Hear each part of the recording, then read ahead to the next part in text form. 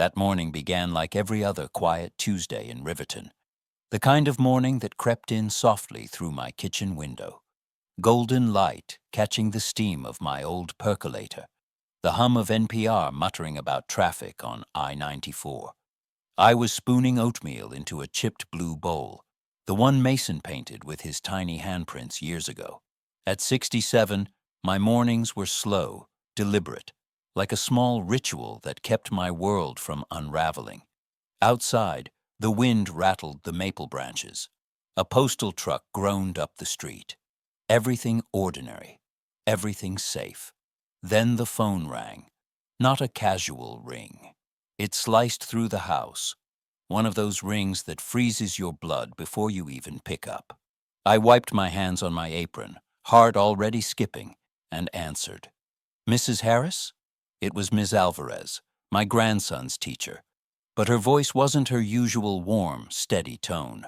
It was tight, trembling, like someone standing too close to something dangerous. You need to come to the school immediately. It's Mason. Something's happened. I felt my stomach drop. Is he hurt? Did he fall?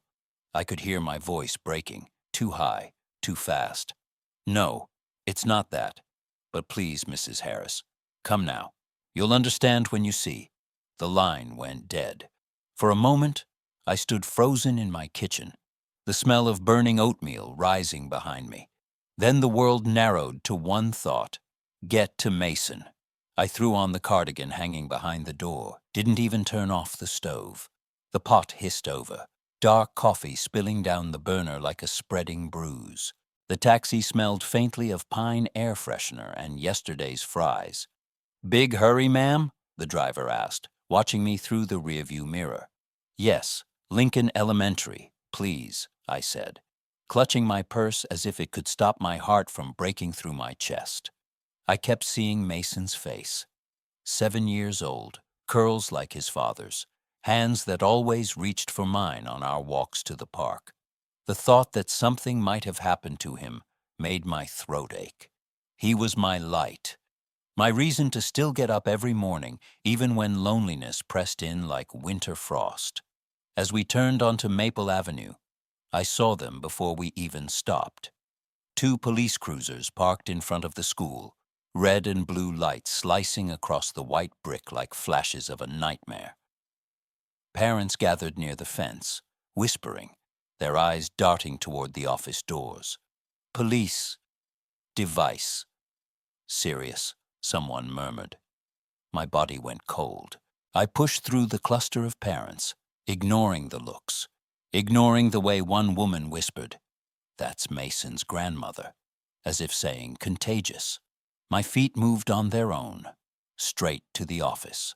The small waiting room smelled faintly of crayons and disinfectant. And there, in a wooden chair too big for him, sat Mason. His backpack was clutched against his chest like a shield, his eyes red from crying. His sneakers didn't even touch the floor. They swung helplessly in the air. "Sweetheart," I whispered, wanting to run to him. But the room already felt like a crime scene. The principal, Mr. Evans, rose from behind his desk. His usually calm face was pale, his voice too careful. "Mrs. Harris, thank you for coming. We found that Mason brought a device to class. It contained some things we didn't expect." Before I could ask, the door opened sharply. A tall man in plain clothes entered. Detective Ron Barrett. He had that kind of presence that quiets an entire room. In his hand, he held an iPad, sealed inside a clear plastic evidence bag. Even through the plastic, I recognized it. Vanessa's work iPad. He looked straight at me. "This belongs to your daughter-in-law, Mrs. Vanessa Cole, correct?" My mouth went dry. "Yes. She works for Whitaker Biologics. Mason must have taken it by mistake." Barrett nodded once, not unkindly. He said as much, but when we powered it on, he hesitated, searching my face. "There are things here you should see. Things that, they aren't appropriate for a child. Or anyone, really." My knees weakened. The room tilted. He motioned for me to follow him into a smaller conference room across the hall. My reflection flashed in the iPad's black screen. An old woman's frightened eyes staring back through plastic. When he unsealed the bag, the air in the room seemed to thin. Barrett unlocked the device, tapped through a few folders, and turned the screen toward me. I expected to see Mason's drawings, or maybe one of those silly farm games he loved. But what appeared was something else entirely. Lines of messages, long, flirtatious, breathless, all from Vanessa. But not to Ethan. The name at the top of each conversation glared like a wound. Grant Whitaker, my daughter-in-law's boss, the CEO. Photos followed, shadowy, intimate. Then screenshots of bank transfers, strings of numbers that didn't make sense except for one thing. The amounts were obscene. Page after page. Contracts, coded emails, attachments labeled Formula Revision, Shipment Schedule, Account Zurich. I felt my breath stutter. My hands shook so hard the iPad's glass trembled against the table. What? What is this? I whispered. Barrett exhaled, folding his arms. We're investigating ongoing criminal activity involving Whitaker Biologics. From what we can tell, Mrs. Cole may be directly involved, both personally and financially. I sank into the nearest chair. My body felt hollow. Vanessa, the perfect daughter-in-law. Always polished, always kind in that rehearsed way that made you feel smaller. The woman who planned perfect birthday parties, who tucked Mason's lunchbox with handwritten notes, who kissed my son in front of everyone as proof of a love I now realized was performance. How long had this been going on? How deep did it go? The detective's voice cut through the fog. We'll need to keep this device for evidence. For now, we advise discretion. Your grandson is innocent. He didn't know what he carried. I understand, I said, though I barely heard myself. Outside, through the narrow window, I could see Mason waiting with Ms. Alvarez. His small shoulders slumped. She was talking to him softly, but his gaze was searching for me. When he saw me, his eyes filled again. The detective opened the door. You can take him home now. We'll be in touch. I walked back into the hallway like a ghost. Ms. Alvarez approached me, hands twisting nervously. I'm so sorry, Mrs. Harris. I thought it was just homework. I never imagined. I wanted to tell her it wasn't her fault, that none of this was, but the words wouldn't come. I simply nodded and placed my hand on Mason's small shoulder. He clung to me instantly. Grandma, I didn't mean to. I thought it was my iPad, the one Dad lets me play games on. His voice cracked on the last word. Oh, honey, I whispered, crouching to his level. It's not your fault. Not at all.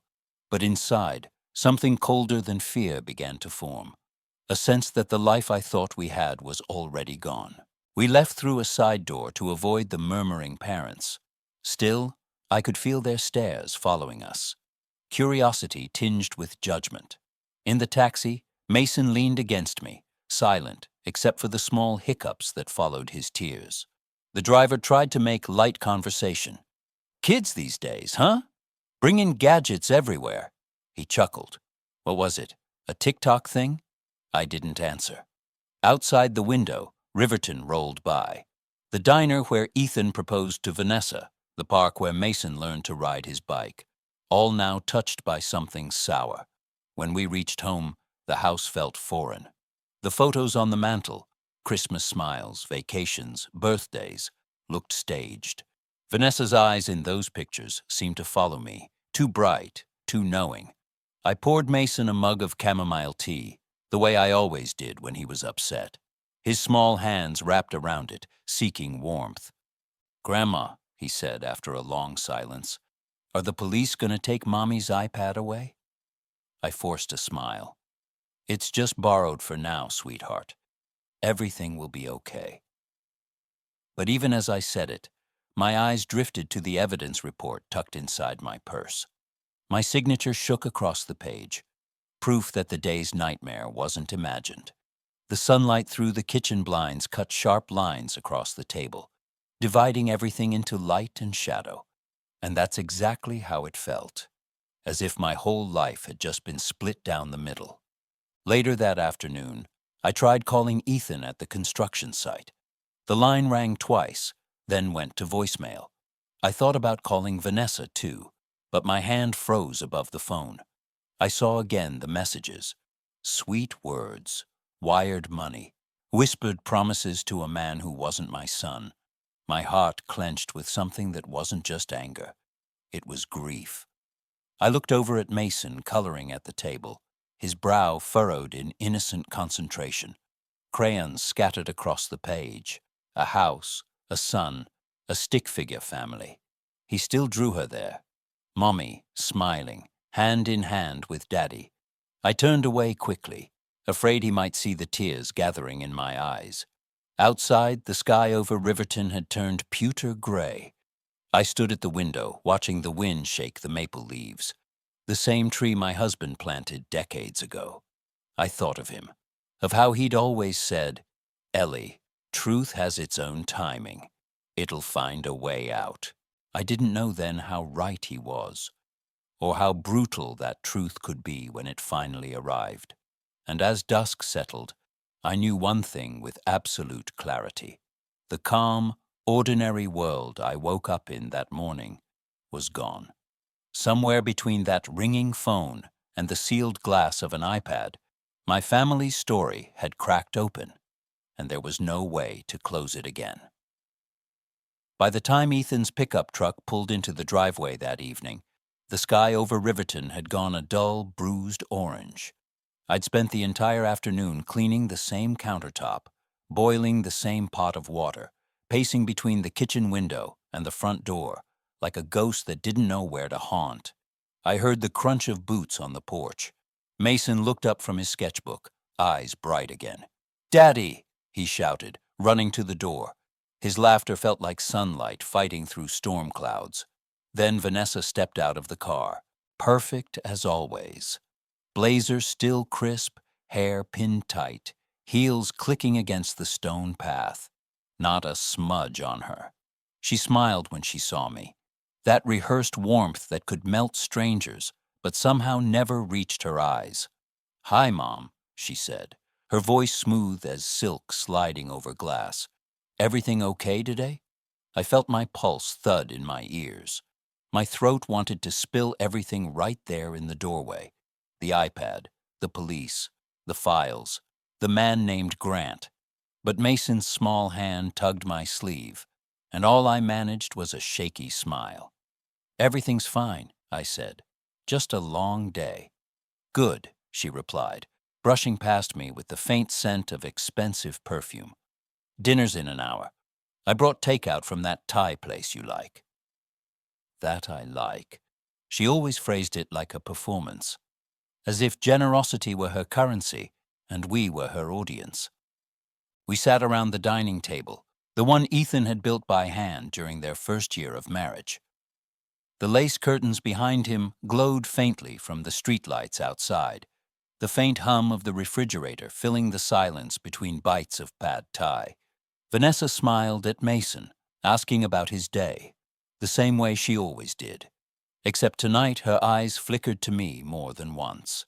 Short, sharp glances, measuring me. "So," she said lightly, turning to Ethan. "How was work?" He shrugged. "Same old. Concrete delays. Weather's messing up the schedule." She nodded sympathetically, then looked back at me. "And your day, Mom? You seemed flustered when I called earlier." It was the first lie of the night. She hadn't called. She was testing me. "I was fine," I said, forcing calm into my voice. "Just busy with Mason." Mason perked up. "Grandma picked me up early. There were police cars at school." The words fell into the room like a dropped plate. Vanessa's chopsticks froze mid-air. Ethan frowned, confused. "Police?" he repeated. My pulse spiked. "Oh, honey, it wasn't about Mason," I said quickly. "Some kind of campus thing. We left before I could find out." Vanessa's gaze didn't blink. Her lips twitched into a polite smile, but the tension in her jaw was visible. "Well," she said softly, placing her chopsticks down. That must have been upsetting. There was something in her tone, not concern, but warning, like a line drawn in invisible ink. After dinner, Mason curled up on the couch with his cartoons. Vanessa cleared the plates, humming under her breath, moving with mechanical grace. I stood to help, but she waved me off. "I've got it, Mom. Go rest," she said sweetly. "You've had enough excitement for one day." That word again, excitement. I caught the faint edge under it, the quiet mockery. I dried my hands on a towel, heart pounding. "Vanessa," I began softly, "we need to talk." Her back stiffened just slightly. "About what?" "About the iPad." She turned then, slowly, her face composed but her eyes sharpened. "What about it?" I hesitated. The memory of those files, the photos, the transfers, burned behind my eyelids. But Ethan's voice from earlier echoed in my head. "Mom, you worry too much." Mason mentioned he took it this morning. I hope it didn't cause you trouble at work." Her lips curved.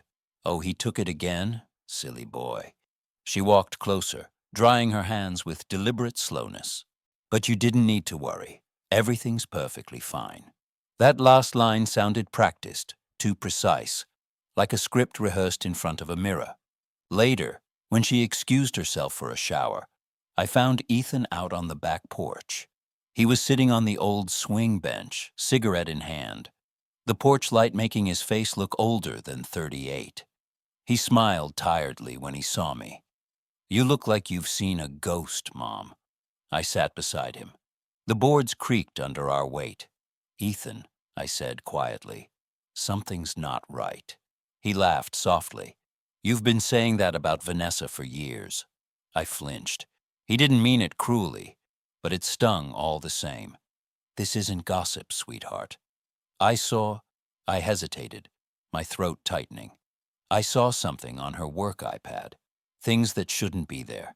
Messages, money, photos." He cut me off with a groan, rubbing his temples. "Mom, stop, please.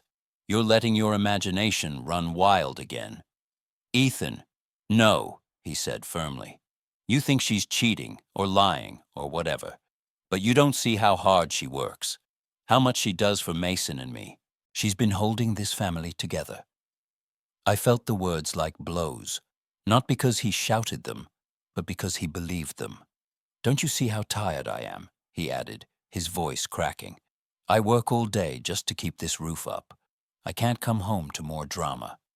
For a moment, the only sound was the soft creak of the swing and the distant hiss of sprinklers. I looked at him, my boy, now a man, still too trusting. "Ethan," I whispered, "sometimes the drama's already inside the house." He didn't answer. He just stubbed out the cigarette and went back inside, the screen door slamming between us.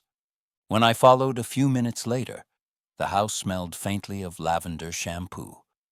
Vanessa stood in the hallway, her hair damp, a towel around her neck. She looked between Ethan and me, curiosity in her eyes. "What's wrong, honey?" she asked Ethan, her voice dripping concern. "Nothing," he said quickly. "Mom's just worried about nothing again." Vanessa smiled, soft and sympathetic. "Mom, you really should relax. You always carry so much on your shoulders." Her tone was gentle, but her eyes held something sharp. Amusement, maybe, or challenge. "I'm fine," I said evenly. "I hope so," she replied, brushing past me toward the bedroom, "because I'd hate to think my family doesn't trust me." Her perfume lingered in the hallway long after she closed the door. That night's dinner sat in my stomach like lead. The house was quiet except for the TV murmuring from Mason's room.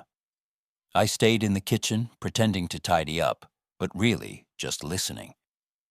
The bathroom door clicked shut. Water began to run. I moved toward the balcony again, where Ethan was nursing another beer. "Son," I whispered, "I know you don't want to hear it, but please, just listen." He looked at me, eyes weary. "What now?" "She's hiding something. I don't know what, but it's serious. I saw documents today, bank records, transfers. The police have them. That got his attention. His brows furrowed. Police? I nodded. They called me in. Mason accidentally brought her iPad to school. Detective Barrett showed me what was on it. He blinked, trying to process. Then he shook his head again, denial wrapping around him like armor. Mom, that's insane. Vanessa would never risk something like that. You must have misunderstood. I didn't, I said, trembling. It was right in front of me. Enough, he snapped, slamming the beer down. I'm not doing this. I flinched. He'd never raised his voice at me before. From down the hall, I heard the bathroom door open. Vanessa's footsteps approached. Soft, deliberate. What's all this noise? She asked sweetly, her hair wrapped in a towel, face glowing from the steam. Ethan straightened, forcing a smile. Nothing, babe. Just Mom worrying again. Vanessa's eyes flicked to me, calm, predatory.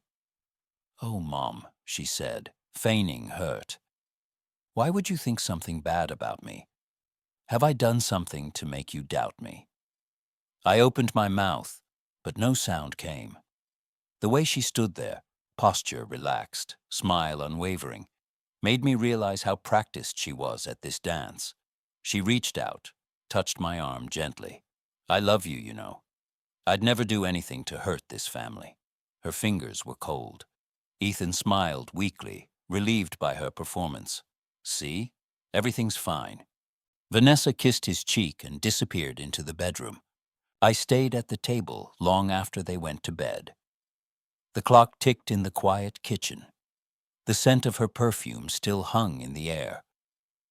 Through the thin walls, I could hear her soft laughter, the clink of glass, maybe pouring wine. She was still performing, still in control. I looked toward the mantel where the family photo sat.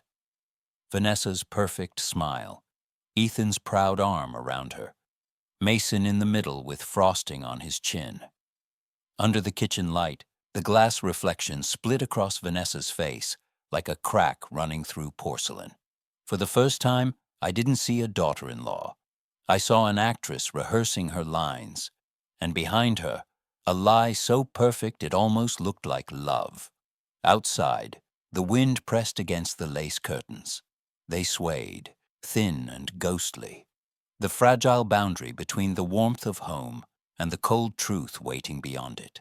And I knew then that whatever this was, it wasn't over. It was only beginning. The next morning, Riverton woke under a sky the color of pewter. Rain hadn't come yet, but the air felt swollen with it, heavy and waiting.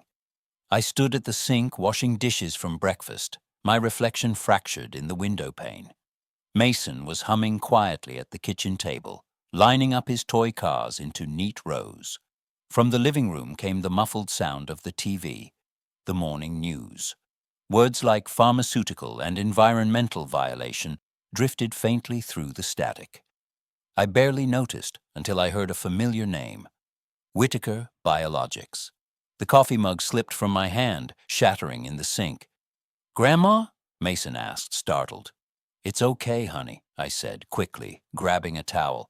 Just clumsy old me. But my hands were trembling. Whitaker Biologics, the company Vanessa worked for, the name from the iPad files. The anchor was saying something about an ongoing federal probe into illegal drug testing and offshore accounts. I turned off the TV. My heart was pounding too loudly to hear anything else. By 10 a.m., I had decided. I couldn't keep pretending. Leaving Mason with Rose Jenkins, our kind neighbor who'd known my family for 20 years, I took the bus downtown. The cold metal seat vibrated beneath me as we crossed the Riverton Bridge, the one that arched over the river where Mason used to fish with his dad. I remembered him splashing in the shallow water, laughing, his hair glinting in the sun. Now, the thought that those same waters might be poisoned by Vanessa's company made my stomach twist. The Riverton Police Department sat squat and gray at the end of Main Street, its steps worn smooth by years of shoes. I hesitated at the door, smoothing my cardigan as though it could protect me from what waited inside. Mrs. Harris, a voice called. Detective Ron Barrett stood by the reception desk, a cup of coffee in his hand. He looked the same as yesterday, calm, solid, eyes that saw too much but didn't judge. "I didn't expect you back so soon," he said. "I couldn't sit at home," I replied.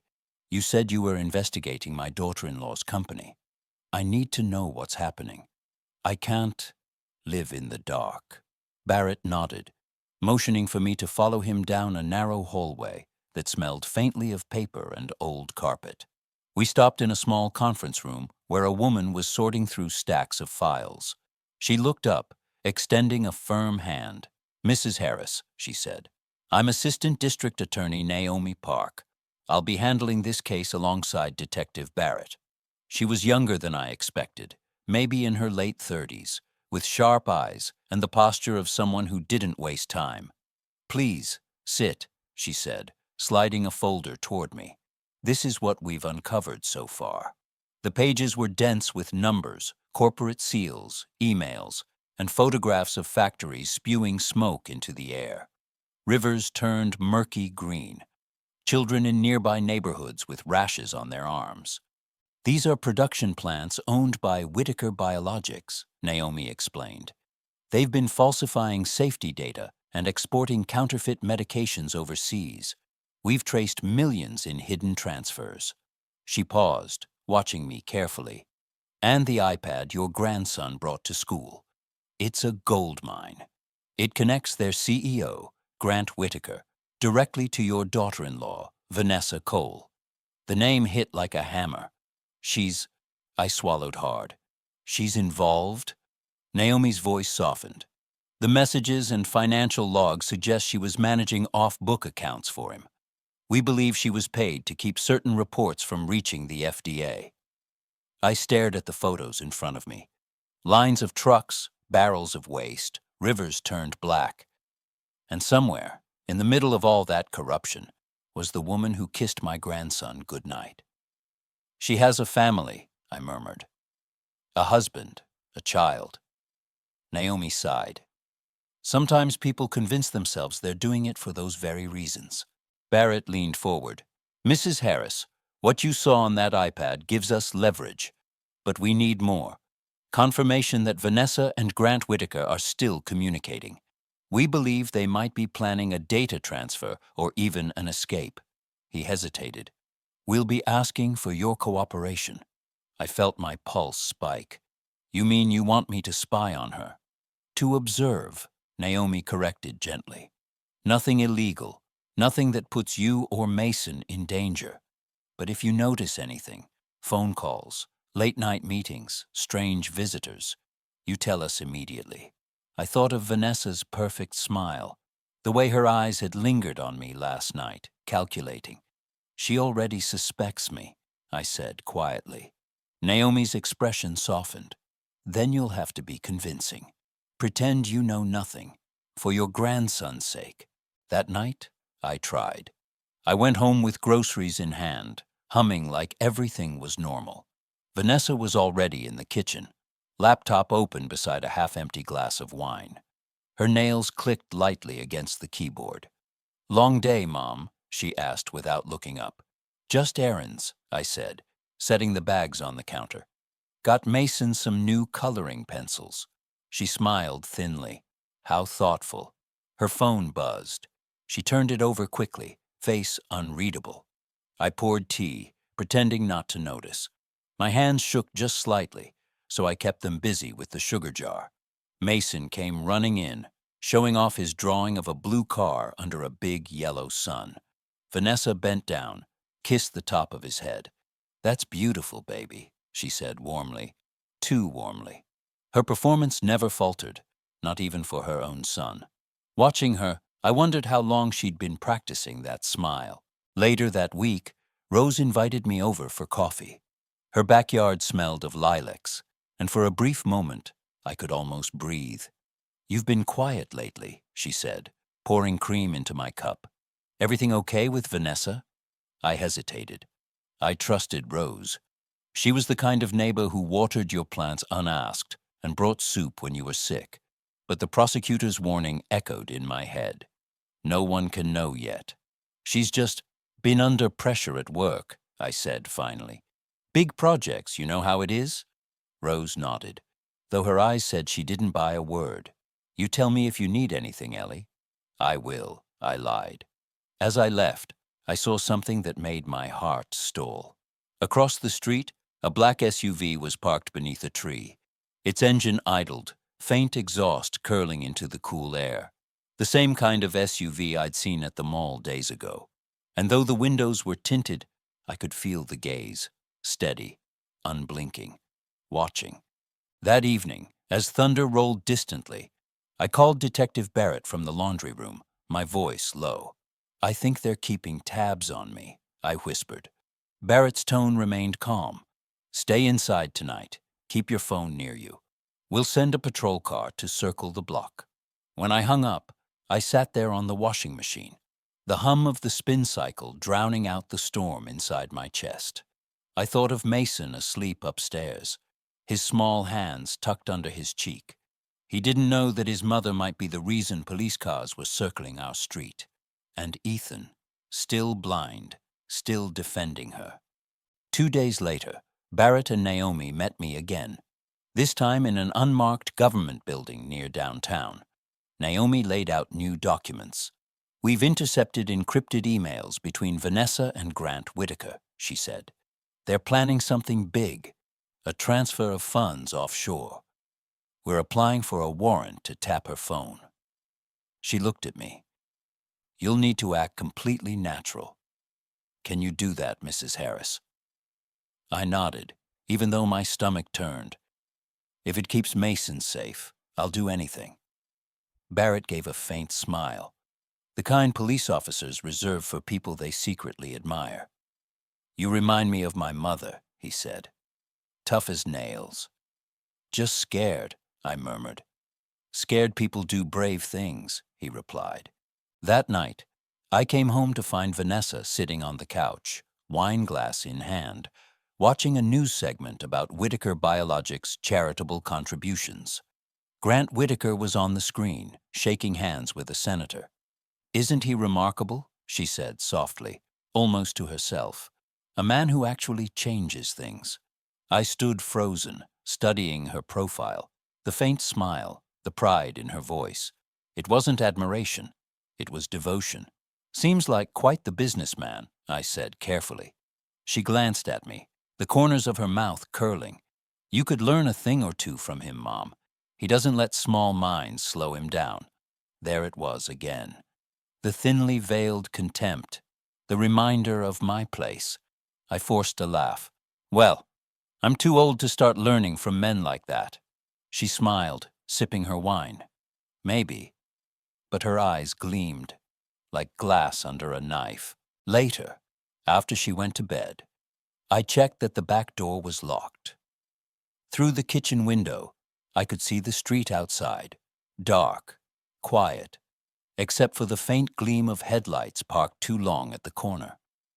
I pressed a trembling hand to the glass. Once, this had been a peaceful neighborhood, where the only late-night visitors were teenagers sneaking home after curfew. Now it felt like a chessboard, every shadow a move, every silence a threat. And in the middle of it all stood me, a grandmother with nothing but truth for armor, playing against people who killed with lies. I didn't know then how close the next move already was. But I knew this. The game had started, and I could no longer pretend I wasn't part of it. It started with the smallest shifts, the kind that might escape anyone else's eye, but not mine.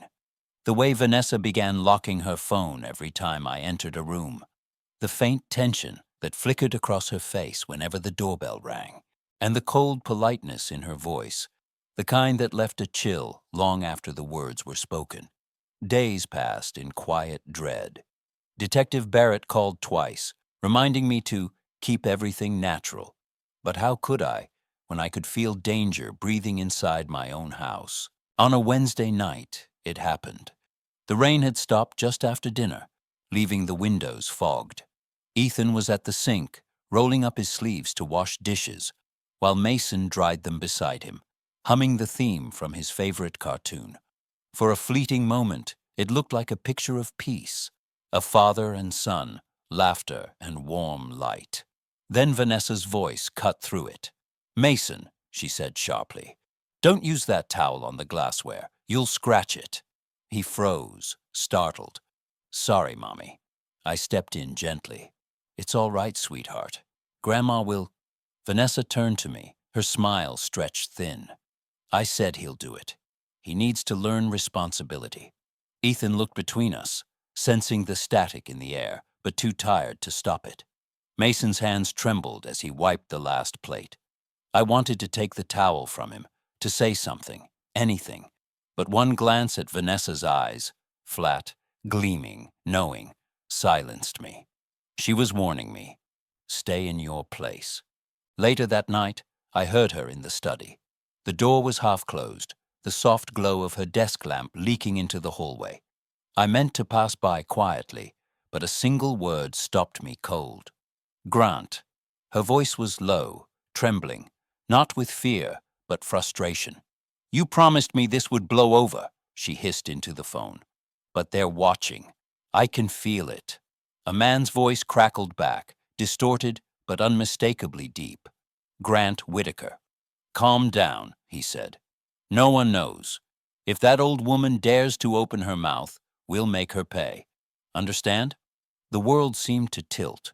Vanessa was silent for a long second, then answered quietly, "I know. I'll take care of it." I pressed a hand against the wall to steady myself. The wallpaper felt cold under my palm. Every sound, the hum of the refrigerator, the drip of a faucet, seemed amplified, a mocking rhythm to my racing heart. I backed away slowly, my slippers silent on the carpet, and ducked into the kitchen. My breath came short, uneven. If that old woman dares to open her mouth, they meant me. When I finally slept that night, the dreams came. A blur of flashing lights, Mason's cry, the iPad screen glowing like a wound. I woke before dawn, drenched in sweat. Downstairs, the house was quiet. I made chamomile tea, the same way I always did when the world felt unbearable. But the smell, once comforting, now reminded me of ashes. I stared out the window into the fog, whispering to the emptiness, "What do I do now?" The answer came hours later, in the form of a phone vibration in my apron pocket. "Barrett, we've tapped her phone. Stay calm. Don't confront her." I typed back with shaking hands. "She knows something." She mentioned me. 3 dots appeared, then vanished. "Finally, we're watching. You're not alone." But it didn't feel that way. That evening, Vanessa was different. Too cheerful. She laughed louder, moved slower, exaggerated every gesture like an actress trying too hard to convince her audience. She even made Mason's favorite spaghetti, humming as she stirred the sauce. Ethan seemed relieved by her good mood. "See, Mom?" he said, smiling tiredly. "Everything's fine." But it wasn't fine. It was controlled. During dinner, Mason reached for the jug of milk, his small hand slipping on the wet handle. The glass tipped, spilling white liquid across the table. In an instant, Vanessa's face hardened. "Mason," she snapped, slamming her hand on the table. "Do you ever think before you act?" He flinched, his eyes wide, tears welling. Ethan looked up, startled. "Hey, it's just milk." "No," she cut him off, her voice sharp as broken glass. "It's always something with him. If he hadn't taken my iPad to school." "Vanessa," I said, my voice trembling, "he's 7 years old. Please." Her gaze turned on me, cold, assessing, the way a predator sizes up prey. Then, as if catching herself, she let out a soft laugh. "You're right," she said smoothly. "I'm sorry. It's been a long week." She bent down, dabbing at the spill with a napkin, murmuring apologies to Mason, but her eyes flicked up once, just once, to meet mine. And in that glance, I understood everything she didn't say out loud. It wasn't about the milk. It was a message. I can hurt what you love. That night, I waited until she was asleep. I could hear the faint buzz of her phone charging on the nightstand, the steady rhythm of her breathing. I crept to the living room and sat on the couch, phone in hand. I typed to Barrett. She threatened me. Indirectly. She said she'd take care of it. His reply came within minutes. We'll send an officer tomorrow to check in. Try not to provoke her. We're almost there. Almost. The word sounded hollow. Upstairs, the floor creaked. A slow, deliberate sound. My breath caught. But it was only Mason, padding down the hall in his pajamas, his stuffed bear trailing behind him. "Grandma," he whispered, rubbing his eyes. "I had a bad dream." I pulled him close. "Me too, sweetheart." He nestled against me, small and warm. His heartbeat against my chest steadied mine. As he drifted back to sleep, I stared into the darkness, listening for any sound from the master bedroom. None came. Only silence, thick and watchful. The next morning, the world wore its calmest mask. The sun broke through the clouds, filling the kitchen with soft gold. Vanessa was already dressed, sipping coffee, scrolling her phone. "Morning," she said pleasantly. "Morning," I replied, forcing my hands to stay still. Mason bounced in, backpack slung over one shoulder. "Mom, can we go to the park after school?" "Maybe," she said, smiling, though her tone was dismissive. "We'll see how the day goes." I caught the faint vibration of her phone on the counter. She glanced at it quickly, thumbed the screen, then placed it face down again. I didn't need to see who it was. I already knew. When she left for work, I exhaled for the first time all morning. Ethan kissed Mason goodbye and headed out too, leaving just me and the silence. I moved to the window, parting the lace curtain. The black SUV was back, parked at the corner, engine off, but I could see the faint glint of sunlight on the windshield. Watching. Always watching. That afternoon I went to Rose's house. "Just for tea," I said when she opened the door, trying to sound casual. But she took one look at me and knew something was wrong. "You look pale, Ellie. What's going on?" I shook my head. "Nothing I can talk about." Her hand covered mine gently. "You can always talk to me." I wanted to. God, I wanted to. But telling her would make her part of it. And the thought of danger touching anyone else made my stomach twist. So I smiled instead. "Thank you, Rose. Maybe another day." As I turned to leave, I saw movement across the street. The SUV again, a man stepping out to smoke. He wore sunglasses despite the clouds. When he noticed me watching, he smiled, slow, deliberate, before flicking his cigarette to the ground and driving off. The message was clear. "We see you." That night, as lightning stitched the horizon, I sat alone in the kitchen. Mason was asleep upstairs. Ethan hadn't come home yet. I stared at the family photo on the wall. Our smiling faces, frozen in better times. Under the flicker of the overhead light, Vanessa's image seemed to waver, her smile too wide, her eyes too bright. I whispered to the empty room, "You won't win." But even as I said it, I felt the squeeze. Slow, relentless. Every move I made, every word I said, she seemed to anticipate. The walls of my own house felt tighter each day, the air heavier. And yet, beneath the fear, something else was growing. A hard, quiet resolve. If she wanted to play this game of threats and whispers, she would learn what real silence could do. How a woman like me could bide her time, gather proof, and wait for the exact moment to strike back. The storm outside cracked open, thunder rolling through the night. I took a deep breath, straightened my shoulders, and poured myself another cup of tea. The air smelled of rain and electricity. The war had begun. The morning it all cracked open began with silence. Not the peaceful kind, the brittle kind that hums before glass breaks. Ethan was at work, Mason at school. The house felt hollow. Only the clock ticked, steady as a pulse that wasn't mine. I had been waiting for Detective Barrett's call, but when it came, It wasn't his voice I heard first. It was ADA Naomi Park, clipped and urgent. "Mrs. Harris," she said, "the recording came through. We have confirmation. Vanessa and Grant are planning to flee. A transfer to Miami tonight. 10:45 flight, private charter. You'll need to keep her calm until we move." Her words hit like cold water. "You mean, keep her here until the arrest?" "That's right," Naomi replied. "And one more thing. Ethan can't know yet. If he warns her, we lose everything." I wanted to argue, to say he deserves the truth, but my voice refused to come. All I could do was nod into the phone and whisper, "Understood." That afternoon, I picked Mason up from school myself. The sight of him running toward me, backpack bouncing, hair wild in the wind, grounded me just enough to stand. "Grandma, are you coming to the park?" he asked, hopeful. "Not today, sweetheart," I said softly, brushing a leaf from his shoulder. "We'll go soon, I promise."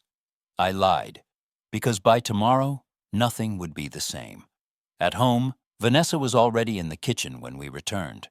She was wearing a gray trench coat I'd never seen before. Sleek, expensive, the kind that said departure. Her nails were perfectly painted, her perfume sharp and citrusy, as if she'd bathed in new beginnings. "Mason," she chirped, too cheerful, "go upstairs and pack your pajamas.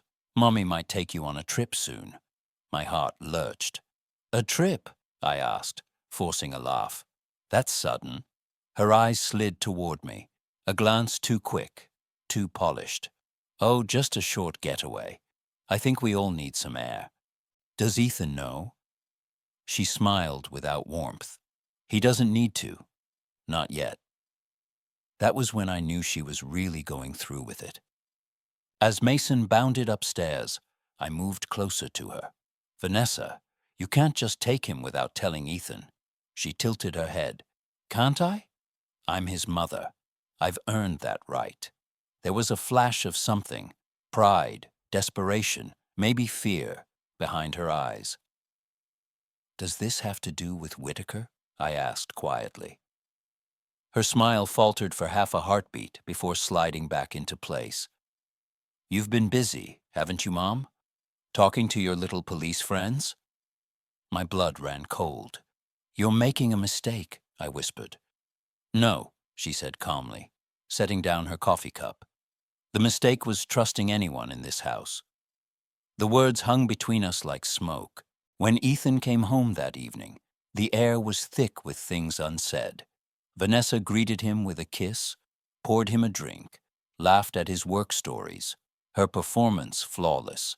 But as she leaned against his shoulder, her eyes darted toward me once, sharp as a blade. I sat at the table pretending to read the newspaper. My tea had long gone cold. When Mason went to bed, I followed Ethan out to the porch. The air was cool, damp from the rain that hadn't fallen yet. "Ethan," I began softly, "I need you to listen to me. Really, listen." He sighed, rubbing his eyes. "Mom, please, not tonight." "I'm not guessing anymore," I said firmly. "I have proof. I've seen the bank records, the recordings, her calls with Grant Whitaker. She's leaving tonight." He froze, halfway through lighting a cigarette. "What?" "She's flying to Miami. She's been lying to you for months. She's part of everything he's done." He shook his head slowly. "That's impossible. Vanessa's not—" "Don't you dare say it." My voice cracked. "She's not the woman you married. She's not who you think she is." He stared at me, confusion giving way to anger. "You've been talking to the police behind my back?" "I had to. For Mason's safety. For yours." "Mom!" Before he could finish, I pulled my phone from my pocket and pressed play. The recording hissed for a second. Then came her voice, unmistakable. "Ethan's nothing. The kid, who cares? When it's over, we'll be in Miami before they even know we're gone." The cigarette slipped from his fingers, landing in the wet grass. His eyes, those same soft blue eyes from when he was a boy, widened, then filled with something like grief. He didn't speak for a long time. When he finally did, his voice was small. Where did you get that? From Detective Barrett. It's real. He covered his face with his hands, shoulders shaking. I reached out, but he stepped back. She said she loved me, he whispered. Every day. I know, son, I said softly. She lied. He looked up at me, and for the first time there was no denial left. Only the hollow look of a man who'd just seen the walls of his life collapse. What do we do now? He asked. I met his gaze. We end this. Tonight. By the time darkness fell, the plan was in motion. Barrett and Naomi had arranged for plainclothes officers at Riverton International Airport. They'd intercept the suspects before boarding. All I had to do was stall her long enough to ensure she didn't take Mason or vanish before the trap closed. I packed Mason's overnight bag, pretending it was just for a sleepover at Rose's house.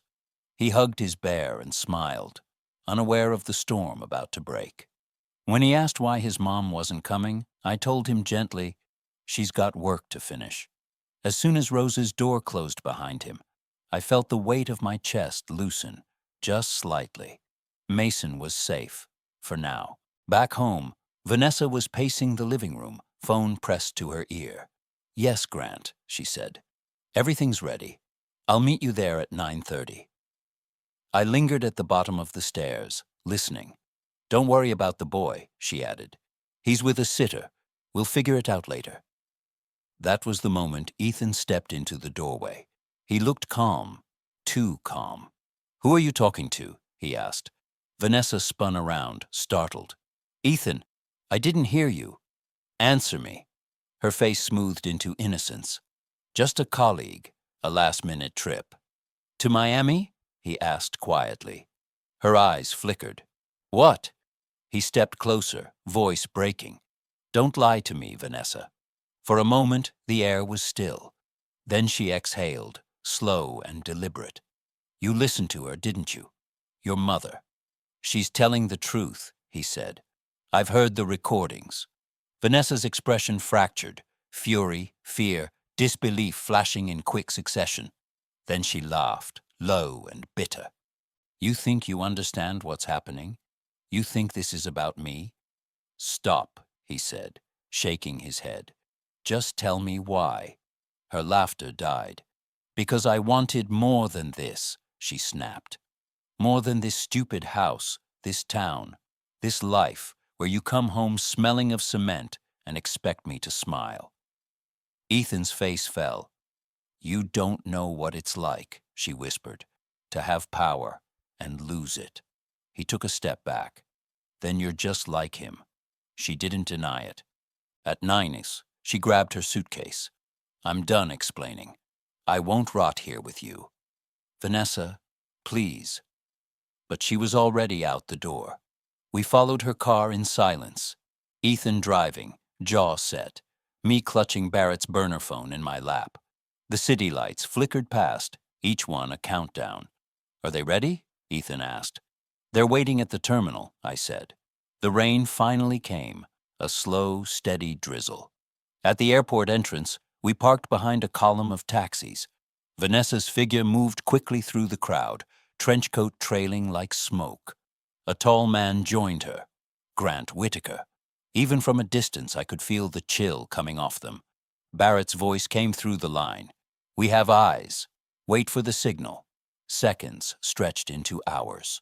Then, over the airport PA, a voice announced boarding for Flight 207 to Miami. "Now," Barrett said. Plainclothes agents converged. One approached Grant from behind, flashing a badge. The other intercepted Vanessa at the gate. Her head whipped around, panic flashing across her perfect mask. Ethan stepped forward before I could stop him. "Vanessa," he called. She turned, eyes wild, mascara streaking. "You ruined everything," she screamed. Grant tried to bolt, but was tackled to the ground. Cameras flashed. Passengers gasped. Vanessa's voice cracked as they cuffed her hands. "You'll regret this, Ethan. You'll see." He didn't answer. He just stood there, frozen, as officers led her away. Outside, the night air was sharp with jet fuel and rain. Ethan leaned against the hood of his truck, head bowed. She's gone, he said, softly. I touched his arm. It's over. He nodded slowly, eyes glistening. No, Mom, it's just beginning. Behind us, blue lights pulsed against the wet pavement, painting everything in shades of sorrow. And for the first time in months, I felt the spell shatter. The illusion of the perfect marriage, the perfect family, the perfect daughter-in-law. All of it gone, leaving only truth. Ugly, painful, liberating truth. I looked toward the terminal one last time, the place where lies had finally run out of runway. Then I whispered a silent prayer of thanks. For courage, for justice, for a little boy sleeping safely across town, dreaming of tomorrow, and for the strength to keep standing when the storm finally passed. The moment they took her away, the airport seemed to exhale. The flashing blue lights, the echoing orders, the sea of startled faces. All of it slowed, folded into a heavy silence that rang in my ears like the tail end of thunder. Vanessa's voice still cut through it, though, shrill, frantic, echoing across the terminal as the officers led her down the glass corridor toward the security room. Ethan, Ethan, please. You don't understand. But Ethan didn't move. He stood there, soaked in rain and heartbreak, staring through the glass as the woman he loved disappeared between two uniformed strangers. Beside him, I clutched Mason's jacket, the one I'd brought just in case he got cold. My hands couldn't stop shaking. I wasn't sure if it was relief or sorrow, maybe both. Detective Barrett appeared beside us, his expression unreadable, but his tone softer than usual. It's done. She and Whitaker are in custody. We've got all the evidence we need. I nodded, but my voice wouldn't come. Barrett looked at Ethan, who still hadn't said a word. Sir, he began gently, I'm sorry for what this cost you, but you did the right thing coming here. Ethan's reply was quiet, raw. I didn't come here to turn her in. I came to see if my life was real. Barrett didn't answer. There was nothing to say. Outside, rain poured hard enough to blur the world into watercolor. The flashing police lights turned the wet tarmac into waves of red and blue. They escorted us to a waiting car to take statements. Inside, the silence pressed heavy. I held Mason's jacket to my chest like a shield, while Ethan stared at his hands, the calluses on his palms catching the dull light. Finally, he whispered, Mom, what do I tell Mason?